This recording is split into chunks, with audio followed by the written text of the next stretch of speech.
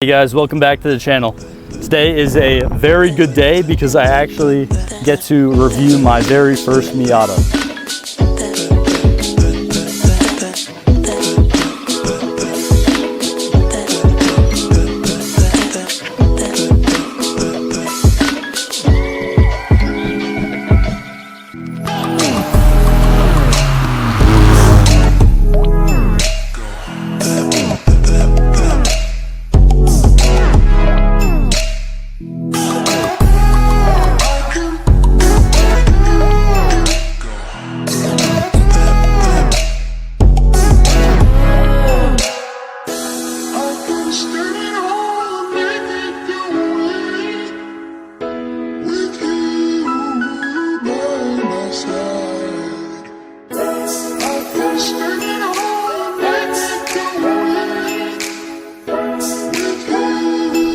So some of you guys might be like wondering why I'm so excited about a Miata, but honestly, like I'll get to it in a second, but these cars are actually kind of one of my, I guess, dream cars, but not how they are stock. So I'll kind of get to that in a second. Now this specific Miata is actually a 1996 Mazda Miata or MX-5. It's basically called an MX-5 Miata technically in the United States. In Japan, they actually call them a Unos Roadster. So this specific Miata is actually completely stock mechanically, but definitely has a few tasteful aesthetic mods to it. So before I actually get into what makes this specific Miata unique, I'm just going to basically just go over some, factory measurements, some stock measurements. So the length for this specific 1996 Miata when it came from factory is actually 155.4 inches. It has a width of 65.9 inches and only a height of 48.2 inches. And actually what surprised me, I knew they were low cars, but their stock ground clearance is actually only 4.5 inches. So now I'm actually just going to kind of go over like all the different aesthetic mods that this actual car has. So as we can see, the first thing we see is kind of like this glossy orange color on it. Now this is not painted, this is actually a wrap, and I was actually, when I first saw this car wrapped, I didn't see it in person, but when I first saw it wrapped, I was actually kind of surprised that it was a wrap because it does kind of have that glossy texture to it, or that glossy finish to it. So I know like kind of wrapping has come a long way since just like the standard like kind of matte colors, but I definitely think that it is a pretty cool color on this car, and it does make it stand out a lot. It looks like a little pumpkin cruising down the street. But yeah, it also has, obviously this year actually has the pop-up headlights, which is, I mean, it's awesome. Like who doesn't like pop-up headlights? But this specific owner actually has a kind of like little wide body kit over here on the side that you can kind of see. And he does have side skirts, and he's actually going to install a front lip on this bumper. Now this bumper is just stock how it is right now, so it kind of looks a little goofy right now, especially considering it does have like the side skirts on it, and a front lip on the bumper is definitely just going to complete the look. So another thing I really like about Miatas, they're pretty much just like glorified Mario go-karts, like from those Mario Kart games. It may not gap a lot of cars like in a straightaway, but trust me, just take my word for it, all you need when driving this car is just a banana peel.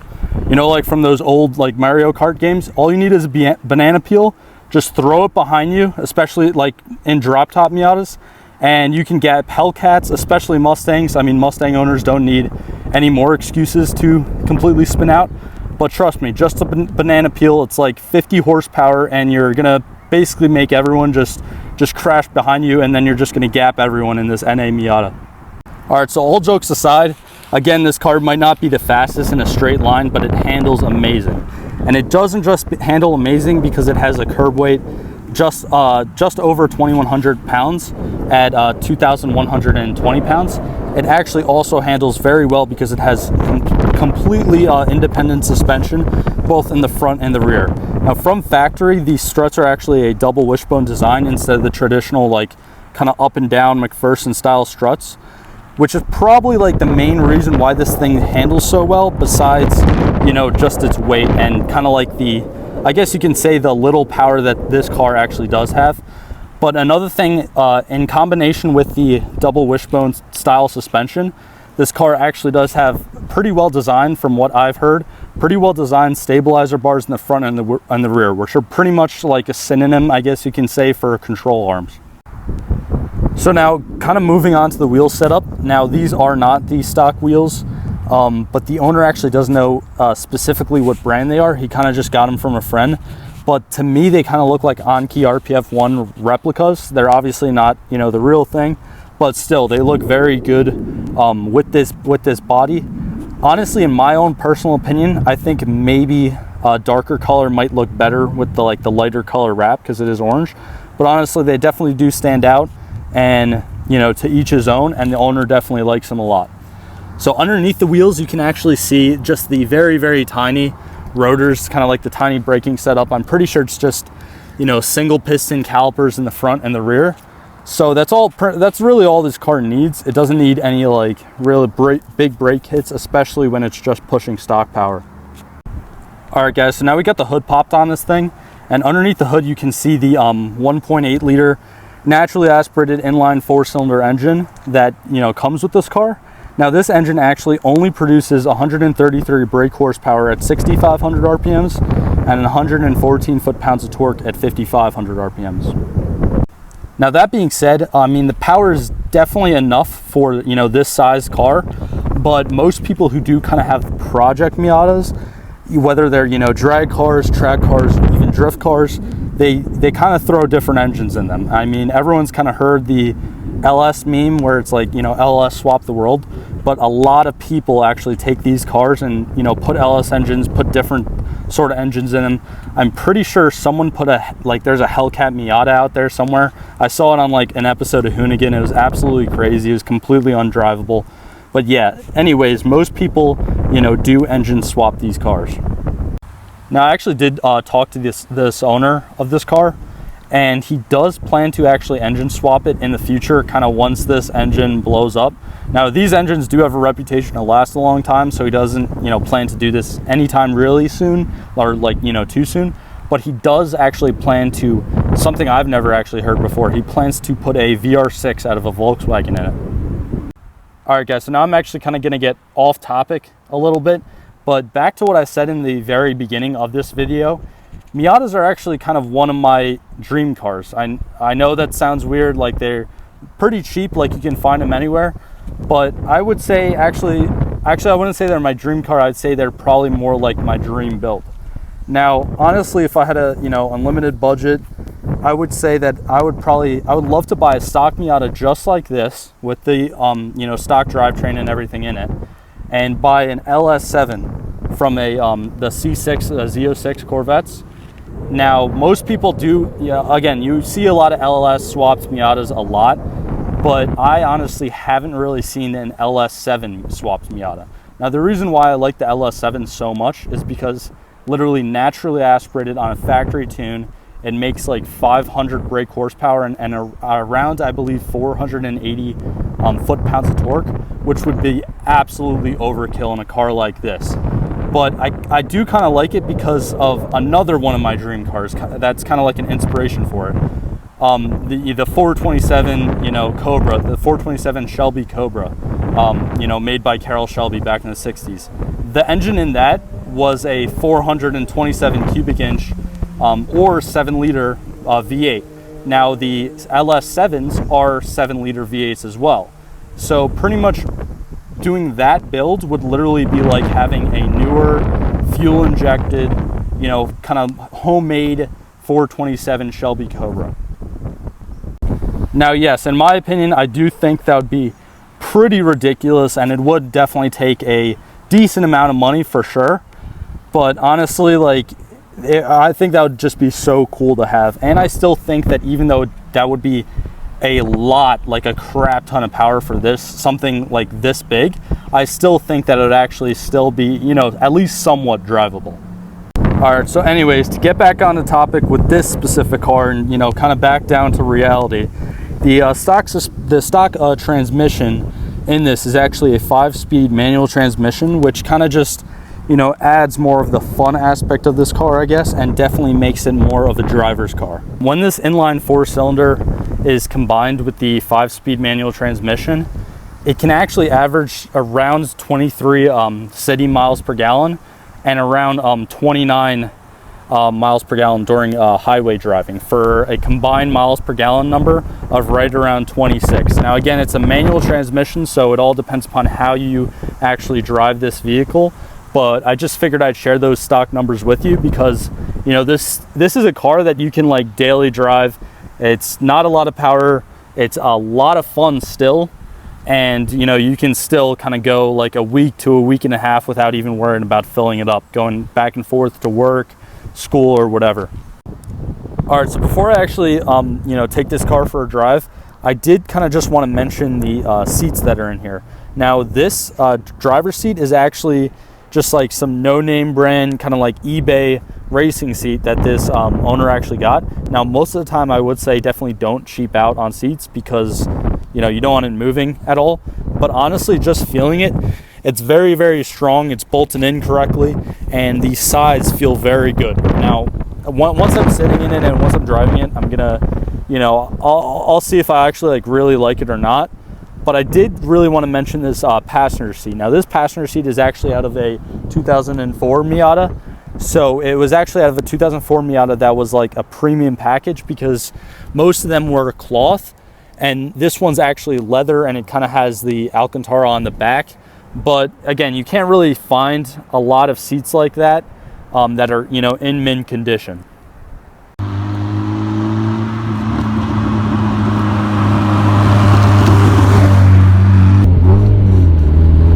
All right, guys, so now I'm actually driving this thing, and it's a lot of fun to drive. I know my camera's like shaking a lot now, but that's because the suspension is so tight. This seat is actually not, you know, made for me. It's, you know, kind of like, it's kind of just bolted down. It's non-adjustable, and it's, you know, for the driver of this car, for the owner of this car. And I am taller than him, so like the only problem that I'm having right now is that my knees are very close to the steering wheel. But I mean, besides that, like the seat definitely hugs you in, or it definitely holds you in place like very good.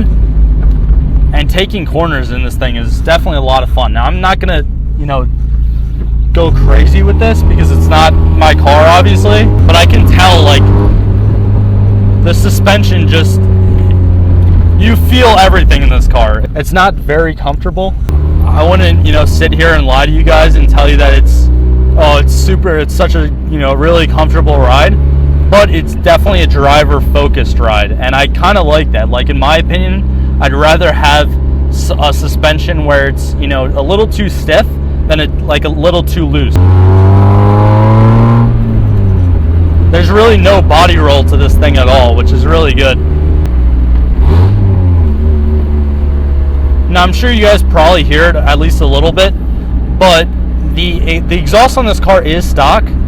But like I said before, this car actually only has 4.5 inches of ground clearance from factory. So the owner actually has scraped the exhaust multiple times in one location, like before the muffler. So it does have an exhaust leak right now, so that's why it kind of doesn't sound too good.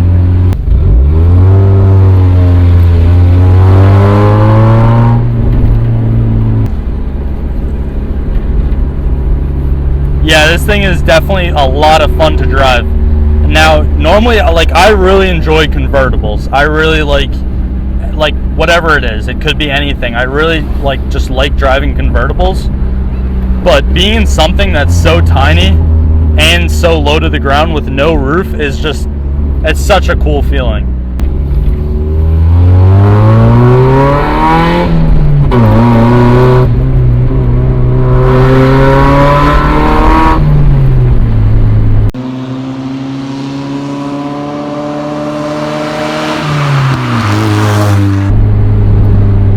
The engine sounds great too. Now, this car actually has just under 200,000 miles on it. It's at 195, 196 right now.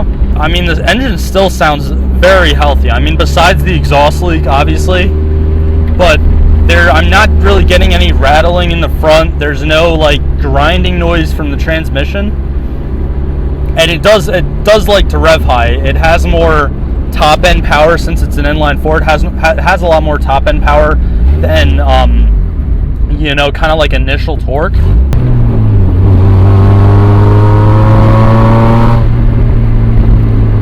This is, I mean, this is probably like the perfect car to like just go, you know, like through a park in and kind of like just go on a cruise, like mountain cruise, canyon cruise, something like that.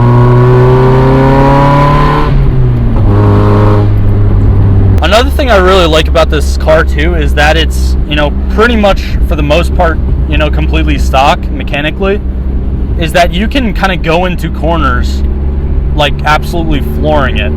And most cars with a lot more power, and you can't really do that, especially on a public road.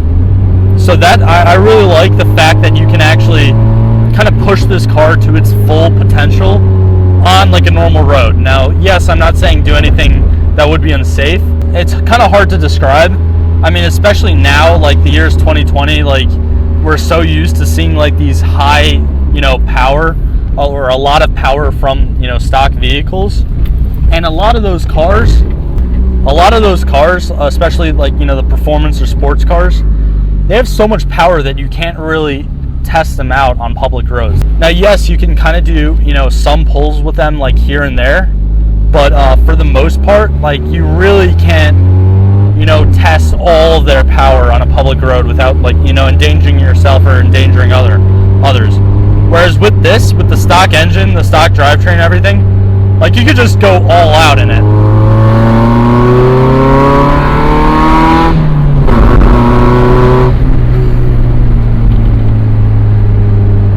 And it brakes amazing too. And I mean, I'm surprised I'm saying that because the brakes do look older. I don't know if the owner has to change them out soon or anything, but they're tiny little rotors. They're just single piston calipers all the way around.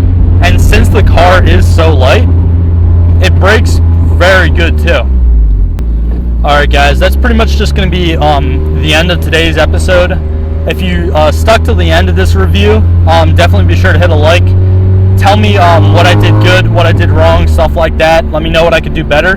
And if you have this specific car or you're looking for this specific car and you know something that I might have missed in this video, definitely be sure to leave it in the comments below.